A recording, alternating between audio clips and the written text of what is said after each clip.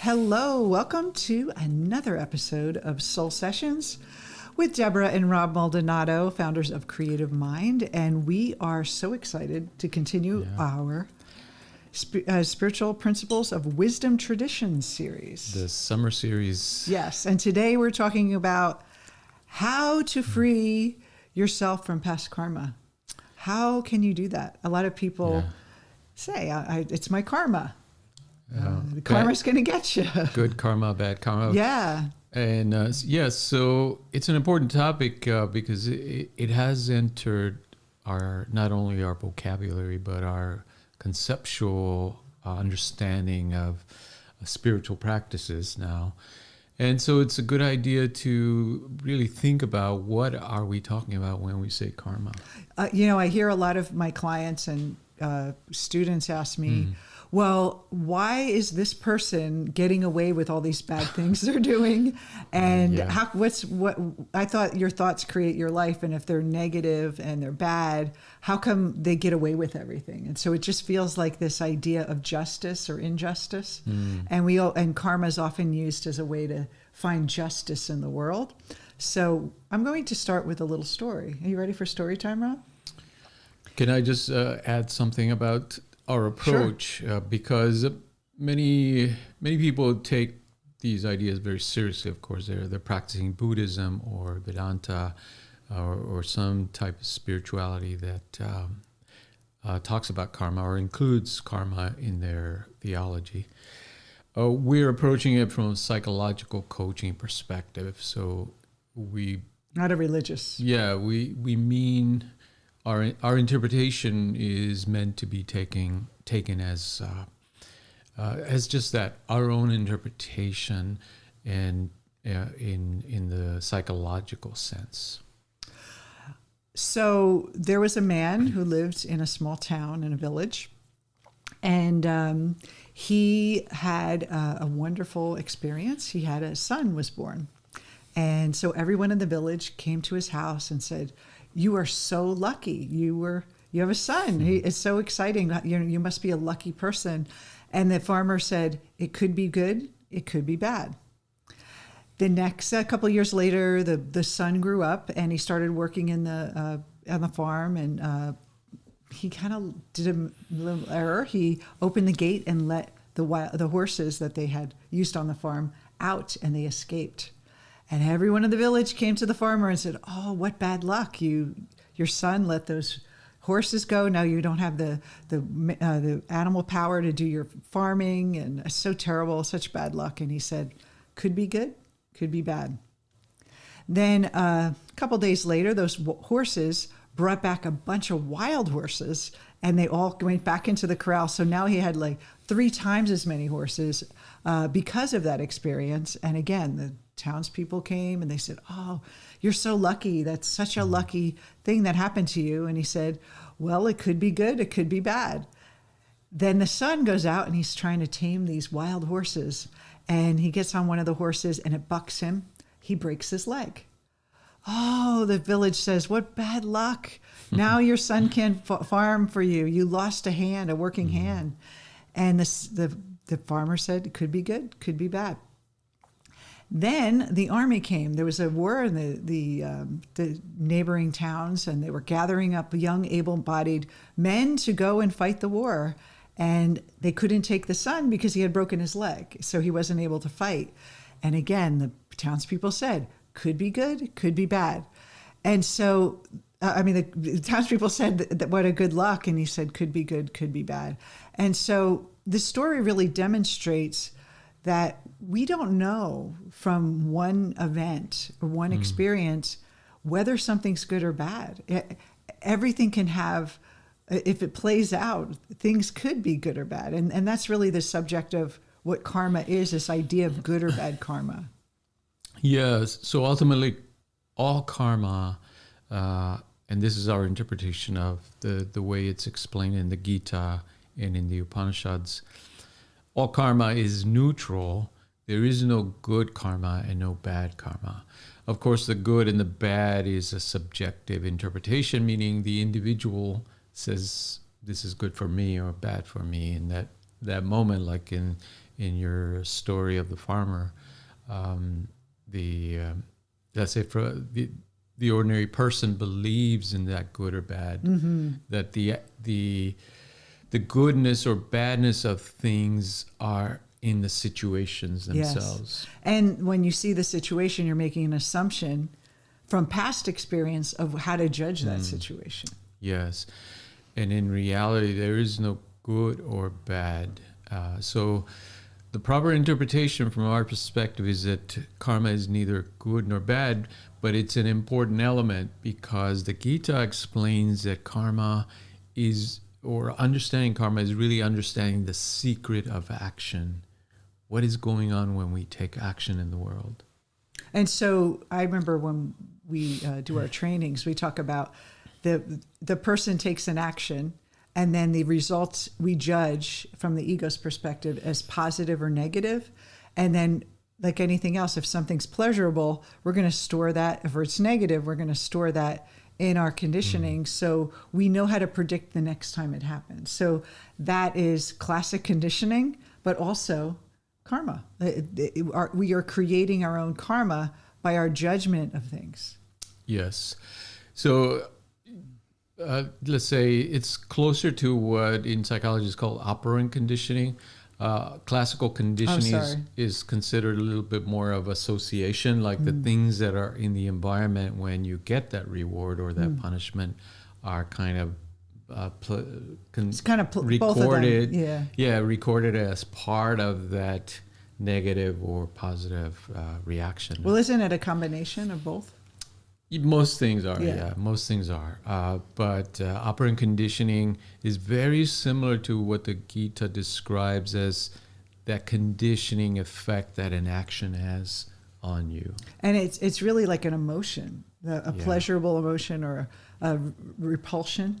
Yeah. And we're kind of working with that attraction-repulsion balance all the time. That's right. And then we're taught, or we teach ourselves by our early interaction of life, of what's pleasurable and what's not. Now, as human beings, we have the same makeup biologically.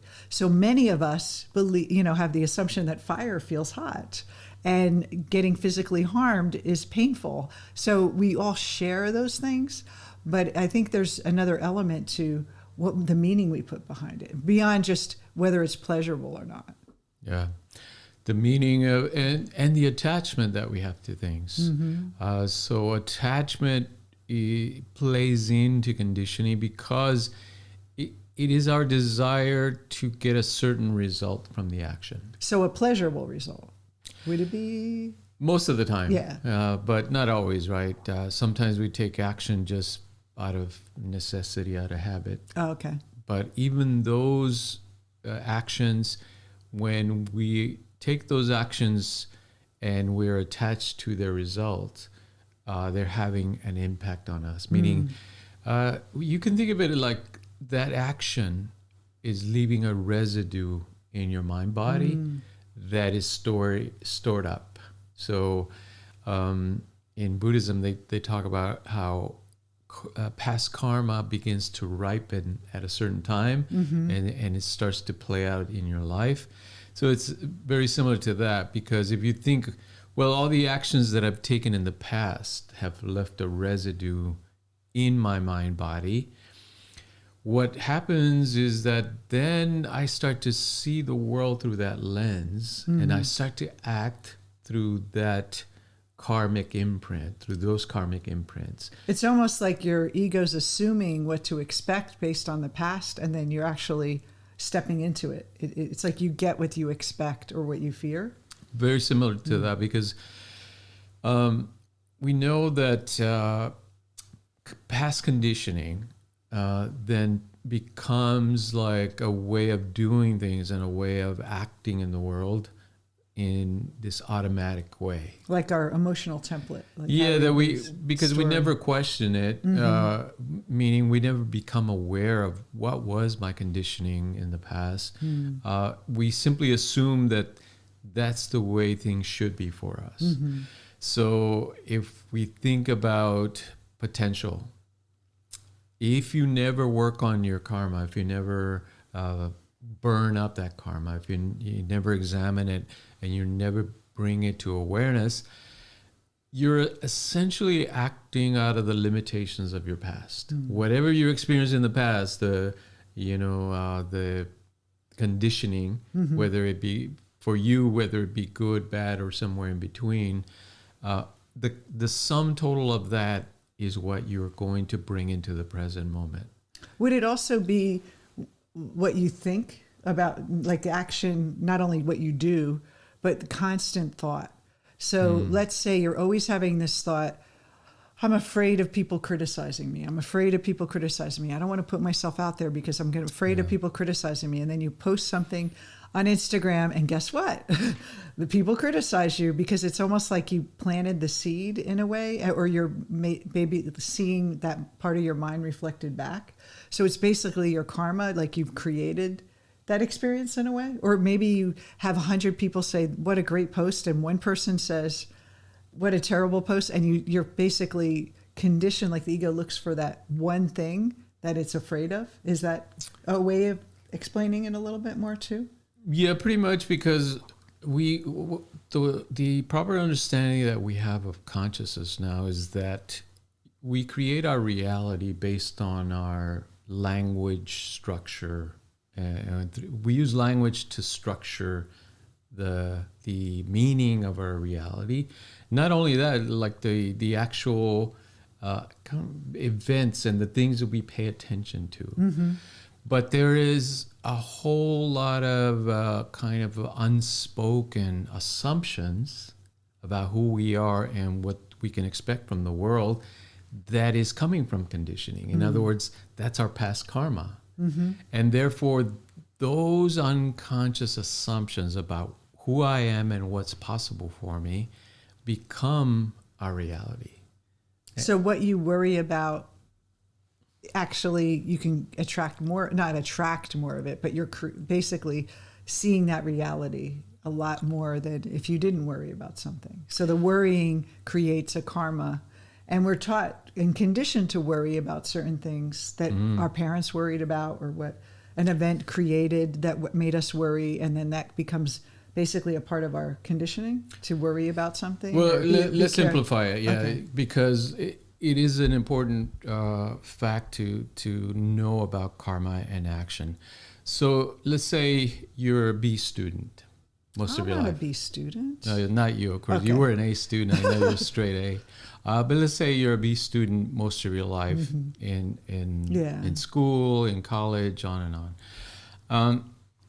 That all those actions that you were taking, right? Taking the test, getting feedback from your teachers, presenting your report cards to your parents, and getting feedback from them.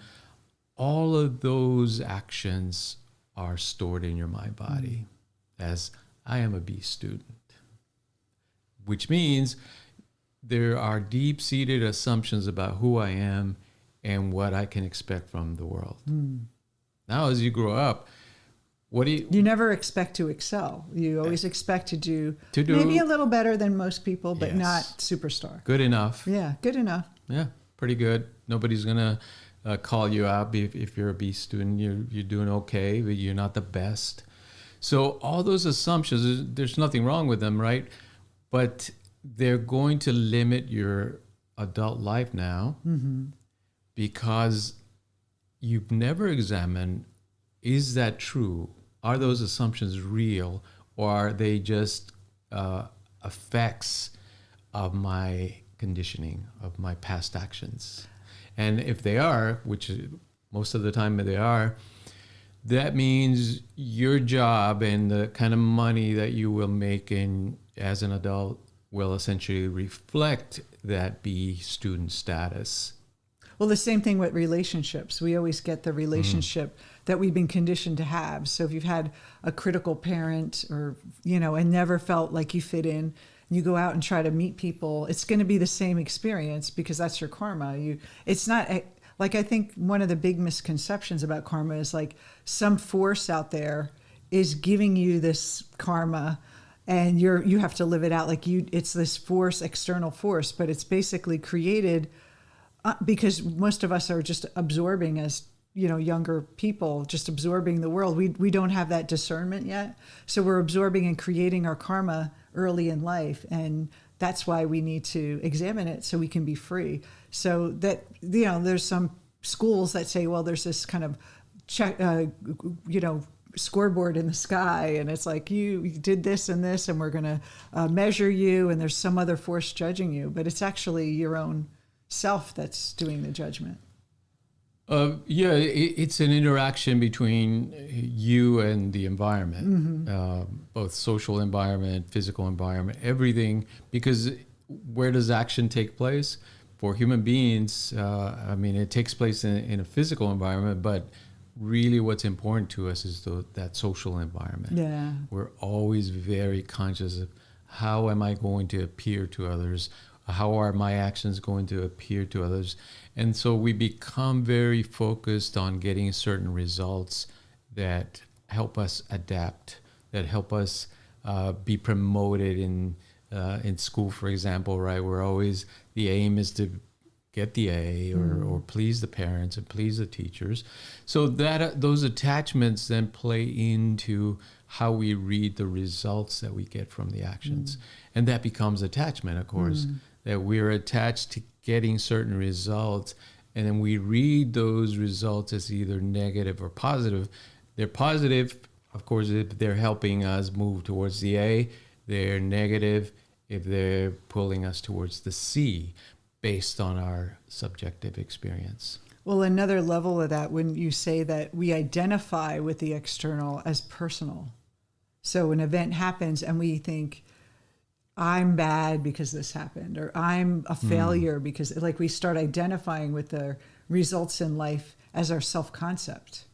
Yeah. And then that almost reinforces that self-concept and that how we see the world almost through that filter of who we think we are. On a human level, we think we're this little tiny being in this big, crazy, wild world, and we're trying to survive. And then there's this karma that's like dictating our life. But if we can start seeing that we're the ones who are kind of can create their own experience and can break free.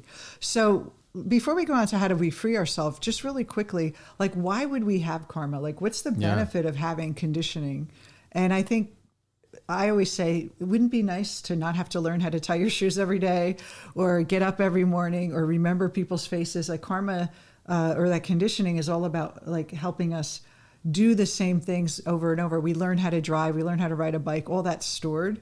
So there's a benefit. And then know what to be afraid of. We don't have to keep relearning what we should fear. That's a big part of it. Yeah. So for survival.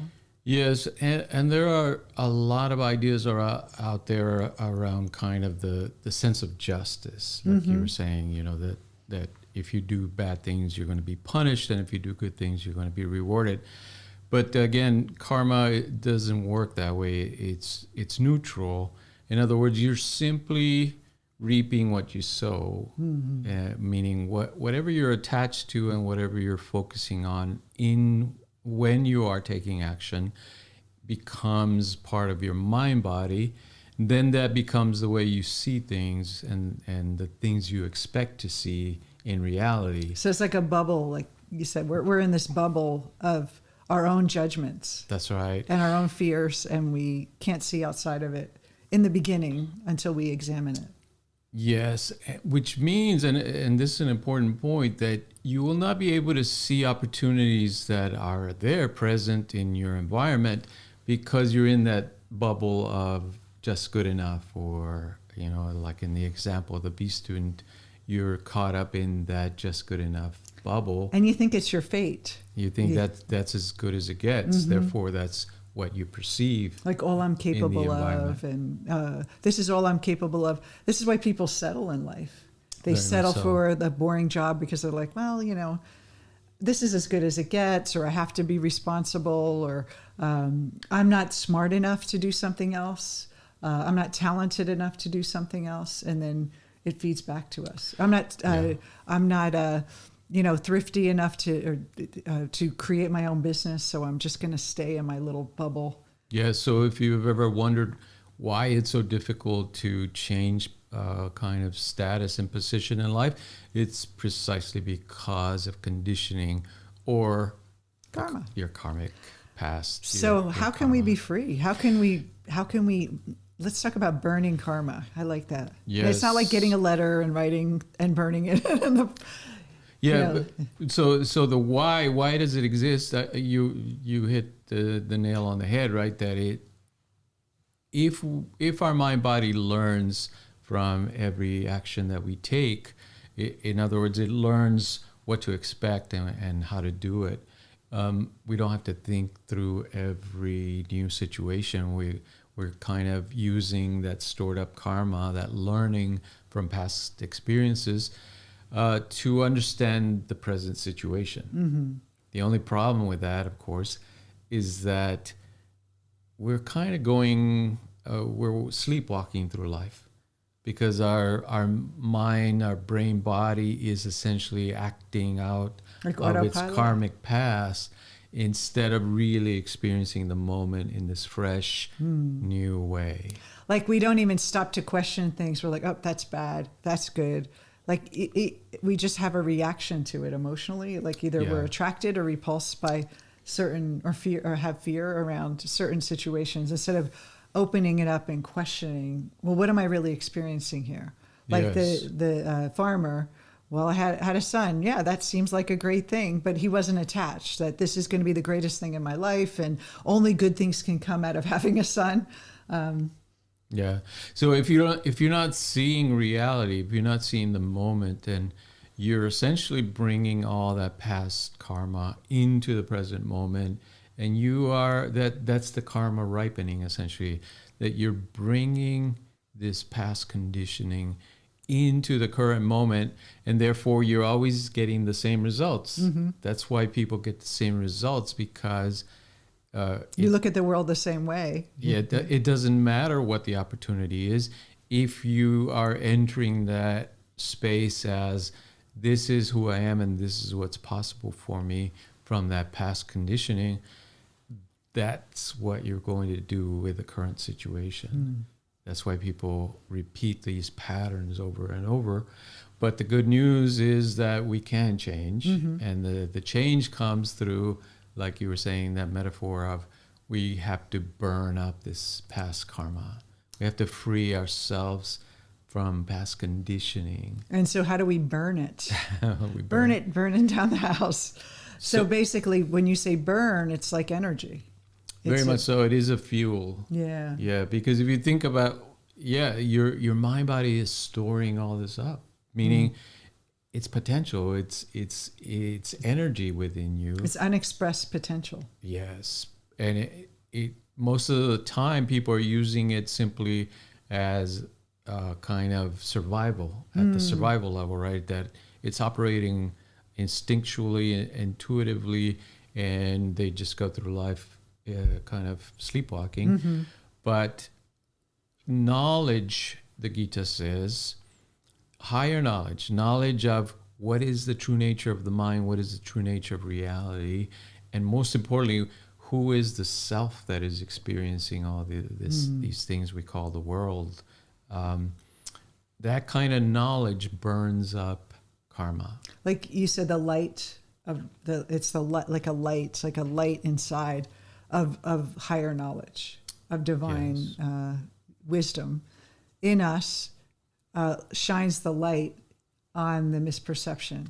And we start to see things as they truly are versus what our past assumptions say they are. And we start to see the opportunity in everything, and even like keeping it open to, like he said, could be good, could be bad. It's like, that's the attitude. You have to keep it open, because if you shut it down and say this is bad, there's no potential there.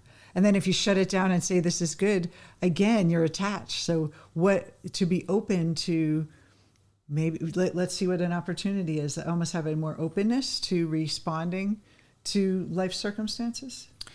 Yeah, well, there's a couple of really interesting ideas in the Gita around how do we work with karma, how do we burn it up. So one of them is the idea of yoga. So yoga, not in the sense of just asanas as we kind of consider them in the West, but yoga is a mental discipline and a spiritual discipline, a psycho-spiritual discipline, let's say. The Gita talks about 4 different approaches in yoga. So one of them is devotion. Right? We cultivate a sense of loving our spiritual essence and devoting ourselves to it. And devoting our human pursuits to a higher desire. To a higher purpose, exactly. Yeah. Like I want to have a romantic relationship and a partnership. I want to experience that, but I also want to dedicate that to my higher purpose. Yes. That it also serves a higher purpose. I want to be successful because it also serves a higher purpose versus it's feeding my ego. Yeah. Yes. The second one is karma yoga, meaning selfless action for the sake of the benefit of others. So that's a way of working, a yoga of action. Now think in these terms, right? If karma, meaning action or work, is the conditioning effect on you, selfless action, you're essentially leaving the you out of it, the I, in a sense, the ego. Therefore, the action is performed for the sake of others. So it's not selfish. It's not which selfish. Is hard to do a selfish action, but it takes practice. Right? That's right. Well, I think the way to do it is to begin to do that is to let go of the attachment to the result. Because in the action itself, you might not be conscious of that intention unconsciously, but you can test yourself. If you say, oh, I want to help others, I want to share love and wisdom in the world, or I want to, share my love with someone else, and then that person doesn't call you back, or you post something online and they give you criticism, it's a real test to see how attached you are. Are you really attached to the ego feeling better because they have that result? Or is it you're doing it for the action itself, regardless if it's good or bad, positive or negative? The third one is Raja Yoga, which is meditation, essentially, or contemplation, meditation, introversion, introspection, looking inward. And of course, kind of cultivating these mental states where you're free from the ego sense. Yeah. You start to become more the witness versus the thinker and the feeler, the mind-body processes, and you get to that kind of more awareness, a higher awareness. Yes. Meta-awareness. And the fourth one is this kind Bhakti? We did Bhakti. No, it's Bhakti, Karma, Rajas. Jnana Yoga. Jnana. I love, that's my favorite. Yeah, Jnana Yoga is essentially like wisdom, higher knowledge, and understanding. Not the intellect, just the intellectual understanding, right? But the really knowing, in a true sense, of these spiritual principles. Well, it's like you always talk about the lower knowledge and the higher knowledge. Like lower knowledge is, I understand this concept, consciousness, and we're all one, and karma. That's low. That's kind of lower knowledge in a way. We're kind of just understanding on an intellectual level. But higher knowledge is having a direct experience where you almost know. It's not you'd believe it, but you know it. Oh, I really understand it now. It's like intellectual understanding and then the higher understanding. Yes. So what do all these 4 yogas have in common? It is that they all address the question of the ego, the I. They all dissolve the I and kind of get it out of the way so that the true self can emerge. So I always say every problem we have in our life is because we believe we're the ego. We identify with our results. We identify with our actions, what this mind-body character does. We make it about this ego personality versus this other part of ourselves that is not affected by anything this body does or says or thinks. But when we're caught up in that bubble, we only see this limited body and this separate world And so the higher knowledge helps that. So when we burn karma, back to burning karma, these 4 ways, what is a simple way to explain that? It's just bringing that light, whatever vehicle works for you to understand your true nature. Yeah, I think it works at many levels, but if you think about what prompts a person to seek higher knowledge, to seek out a yoga, for example, it is that pain, that suffering that comes from repeating the same process over and over, and feeling that you're locked into this life, right? That you don't have a sense of agency, that you're not able to create and choose the things that you want to create. That prompts people to search, and therefore it leads them to higher knowledge. Right. And so just quickly, just to start, one of the things you can do is start questioning your assumptions about an event, whether it's good or bad. Instead of immediately, just watch your mind judge everything, like the long line at the Starbucks, or someone cutting in front of you at the grocery, or being late for something, or someone not showing up for you in a certain way. If you can see everything as it's not good or bad, let me open it up to see what the opportunity is. Something fresh will emerge naturally, just from you being not just tunnel vision into that old pattern of thinking and seeing. Is starting to see your life and things that show up differently. And even if it's, if it was always negative, let's make it positive to start, but you find that way to look in the neutrality. And I think that's scary for people, because we always want to be careful. We don't want to numb ourselves, but this isn't really numbing. It's more enlightening. Yes, and the second interesting idea that emerges from this understanding of action and karma is that there's no need to really kind of work through all the karma. Because if you realize that there is no I, that there is no true sense of you as an ego, the karma has nothing to hold on to. It's like you can be karma free in a moment. In an instant. Yeah, yes. Instant karma? Instant karma. Because the karma, all the principles of karma explained in the Gita and the Upanishads only apply if there is an I. If you believe that the ego is real and the I is real. That's right. Yeah, and that's all you are. Yes. When you're acting and experiencing the world and believing that you are this ego, this individual that is separate from everything else, that's when the laws of karma apply. So only the ego actually can be triggered by life events, either good or positive or negative. Only the ego places that value on those things. And transcending the ego is about transcending the assumption of those values. Yes, very much so. And so there you see the beautiful logic and the beautiful, the depth of that knowledge that's in the Gita and the Upanishads. There's nothing comparable in the West that explains it that clearly.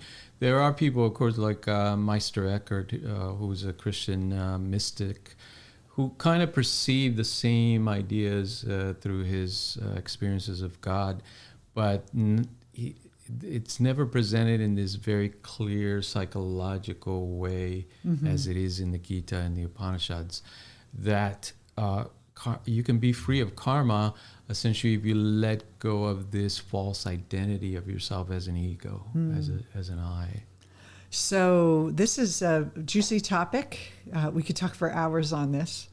But we will have our next episode is about non-attachment. So we'll go deeper into this. And if you haven't listened to our other previous episode on desire, which is the first part of the series, be sure to check that out. If you are on YouTube and you want to subscribe to our channel, please click the button in the corner and subscribe. And we also invite you, if you're listening to our podcast, to subscribe to our soul sessions with Creative Mind on Spotify and all the other Apple podcasts and all the other podcast apps that are out there.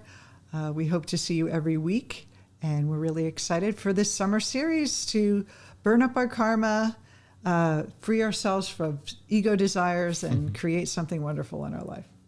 See you next time. Take care, everyone. Have a great day. Bye.